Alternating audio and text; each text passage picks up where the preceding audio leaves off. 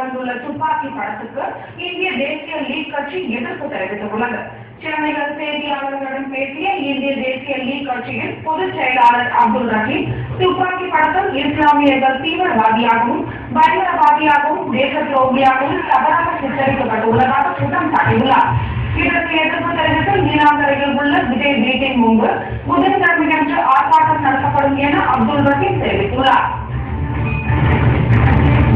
தீபாவளி அன்று வெளியிடப்பட்டுள்ள விஜயினுடைய துப்பாக்கி என்ற அந்த திரைப்படம் முஸ்லிம்களை தீவிரவாதியாகவும் பயங்கரவாதியாகவும் தேச துரோகியாகவும் காண்பிக்கப்பட்டுள்ளதை கண்டித்து நாளை அவருடைய வீட்டு முன் இந்திய தேசிய கட்சியின் சார்பாக நாங்கள் மாபெரும் ஒரு ஆர்ப்பாட்டத்தை நடத்த உள்ளோம்.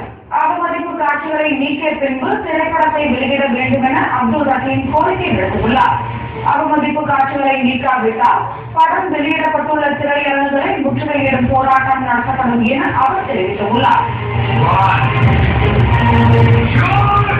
யார் ஒருவரையும் கண்டித்துதான் 2 பேரும் சேர்ந்து அந்த காட்சிகளை உடனே நீக்க வேண்டும். நீக்காதவரை நிச்சயம் தமிழ்நாடு முழுவதும் அந்த திரைப்படங்கள் திரையிடப்படக்கூடிய தேட்டர்கள்ல நாங்கள் மிகப்பெரிய ஒரு போராட்டத்தை நடத்துவோம். விஜய் நிலைக்கு இருந்தால் இது போன்ற காட்சிகளை தவிர்த்திருக்க முடியும் என அப்துல் ரஹீம் கூறியுள்ளார். அரசியலில் ஈடுபடும் எண்ணமுள்ள நடிகர் விஜய் தம்மை தேசப்பற்று உள்ளவராக காட்டிக்கொள்ள இஸ்லாமியர்களை தீவிரவாதிகளாக சித்தரித்து நடித்துள்ளதாக அப்துல் ரஹீம் குற்றம் சாட்டியுள்ளார்.